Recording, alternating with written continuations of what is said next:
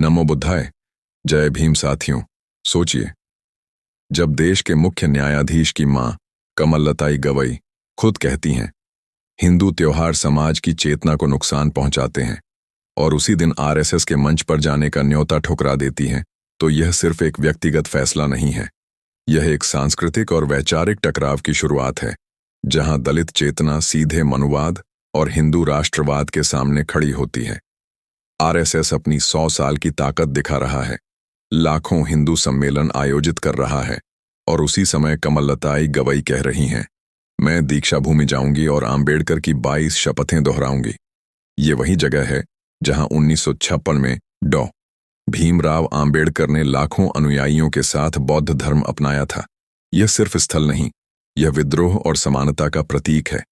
आज हम आपको दिखाएंगे कमललताई गवई के इस ऐतिहासिक फैसले का असली मतलब, आरएसएस के 100 साल का जश्न और उसका एजेंडा, और वह टकराव जो भारत की सोच और भविष्य को बदल सकता है। तो जुड़े रहिए, क्योंकि यह कहानी आपको चौंका सकती है और आपके सोचने का तरीका हमेशा के लिए बदल सकती है। साल 1944, नागपुर की दीक्षा भूमि। डॉ. आम्बेडकर ने लाखों अनुयायियों के साथ बौद्ध धर्म अपनाया और उन्हें 22 शपथें दिलवाईं। उन शपथों में लिखा था, मैं कभी ब्राह्मण या विष्णु राम को भगवान नहीं मानूंगा, मैं किसी हिंदू देवी देवता की पूजा नहीं करूंगा, जाति व्यवस्था मनुष्य की गुलामी है और मैं इसे कभी स्वीकार नहीं करूंगा। आम्बेडकर ने सिर्फ धर्म नहीं बदला, उन्होंने सोच बदल दी, और अब 59 साल बाद कमललताई गवई उसी दीक्षा भूमि पर वही शपथें दोहराने जा रही हैं। आरएसएस ने उन्हें विजयादशमी के मुख्य अतिथि के तौर पर बुलाया था। सोचिए, अगर सीजेआई की मां वहां पहुंच जाती तो दलित समाज को यह संदेश जाता कि वो भी आरएसएस के साथ हैं। लेकिन कमललताई ने साफ इनकार कर दिया। और अब ध्यान दें, अगर आप इस वीडियो को बीच में छोड़ देंगे तो आप वो सच कभी नहीं जान पाएंगे जो यहां सामने आने वाला है। यह सिर्फ जानकारी नहीं है, यह इतिहास और भविष्य की कहानी है। जो आप अंत तक देखेंगे वह आपकी सोच और नजरिए को हमेशा के लिए बदल सकता है। यही पल दिखाता है कि यह सिर्फ ना नहीं है, हम आम्बेडकर के रास्ते पर हैं। चलो अब इतिहास में चलते हैं। कालिंग युद्ध के बाद सम्राट अशोक ने देखा कि उसकी तलवार ने जीत नहीं दी, बल्कि इंसानियत को हरा दिया। उसने तलवार छोड़ दी और बौद्ध धर्म अपनाया। शिलालेख बताते हैं, सच्ची विजय दिलों को जीतने में है, लाशों पर खड़े होने में नहीं। आज वही तस्वीर दोहराई जा रही है। आरएसएस कह रहा है, हिंदू एकता ही भारत की ताकत है, लेकिन उस एकता के पीछे छिपा है जाति और मनुवाद। कमललताई कह रही हैं, हमें त्योहार नहीं, हमें बराबरी चाहिए। जैसे अशोक ने सत्ता छोड़कर करुणा चुनी, वैसे ही कमललताई ने प्रतिष्ठा छोड़कर आम्बेडकर का रास्ता चुना। यह दिखाता है कि असली ताकत भगवा झंडे में नहीं, बल्कि बराबरी और विद्रोह में है। साथियों, अब बात करते हैं आरएसएस की शताब्दी की। 1925 में नागपुर से शुरू हुआ यह संगठन अब 2025 में पूरे 100 साल पूरे कर रहा है।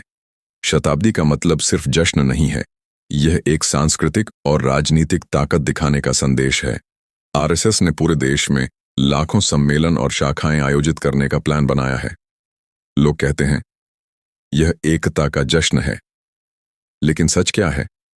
असल में यह वही तरीका है जिससे आरएसएस दलित और पिछड़े समाज को अपने पाले में लाना चाहता है, ताकि उसकी हिंदू राष्ट्रवादी विचारधारा समाज के हर वर्ग तक पहुंच सके।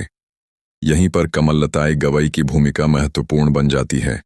उन्हें विजयादशमी के मुख्य अतिथि के रूप में बुलाया गया। सोचिए, अगर वह मंच पर बैठ जाती तो मीडिया में हेडलाइन बनती, दलित समाज आरएसएस के साथ। लेकिन उनका साफ इनकार सिर्फ व्यक्तिगत हिम्मत नहीं है, यह दलित चेतना की आवाज है जो कह रही है, हम बिकाऊ नहीं हैं, हम अपने सिद्धांतों पर अडिग हैं। और यही बात आरएसएस के लिए सबसे बड़ी चुनौती है।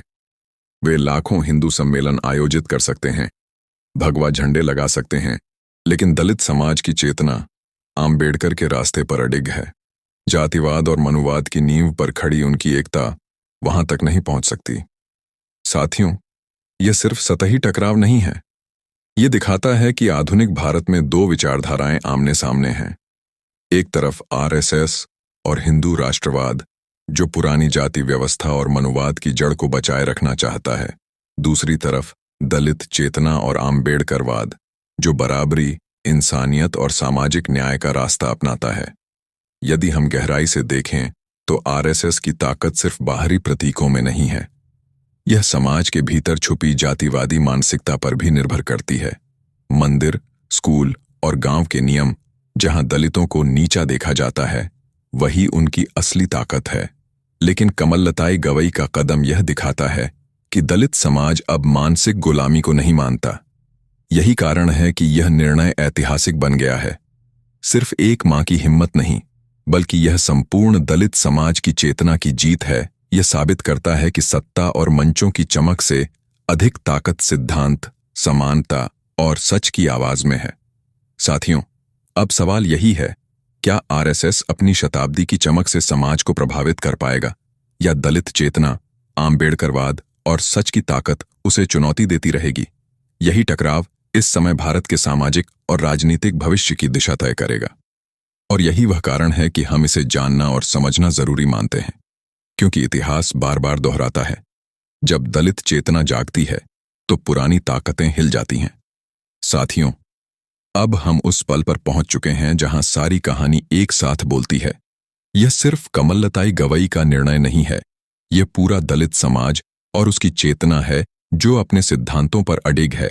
आज जब आरएसएस अपनी 100 साल की ताकत दिखा रहा है, यह केवल प्रतीक नहीं, बल्कि समाज के भीतर छुपी जातिवादी मानसिकता पर भी निर्भर करता है। लेकिन दलित समाज अब जाग चुका है। अब वह कह रहा है, हम बिकाऊ नहीं हैं, हम अपने सिद्धांतों और आम्बेडकरवाद पर अडिग हैं। साथियों, यह टकराव केवल आज का नहीं है, यह वही लड़ाई है जो हमेशा से चली आ रही है, सत्ता और असमानता के खिलाफ दलित चेतना का संघर्ष। और यही वजह है कि हमें यह समझना और आगे बढ़ाना जरूरी है। अगर आप भी चाहते हैं कि यह आवाज और गूंज उठे, अगर आप चाहते हैं कि हर दलित और हर वंचित इंसान जाग सके, तो अब यही समय है। चैनल अंबेडकर की आवाज को सब्सक्राइब करें, इस वीडियो को शेयर करें और अपने दिल में उस विद्रोह की आग जलाए रखें जो कमललताई गवई ने दिखाया। याद रखिए, जाति और मनुवाद कभी हमारी चेतना को दबा नहीं सकते। हमारी ताकत हमारी सोच, हमारे सिद्धांत और हमारे निर्णय में है। और आज इस वीडियो के साथ हम सब मिलकर यह संदेश फैलाएंगे, इंसानियत, समानता और अम्बेडकरवाद हमेशा जीवित रहेगा। तो साथियों, उठिए, जागिए और इस आवाज का हिस्सा बनिए, क्योंकि यह सिर्फ एक वीडियो नहीं है, यह आपका, मेरा और हमारे समाज का सच है। जय भीम, नमो बुद्धाय।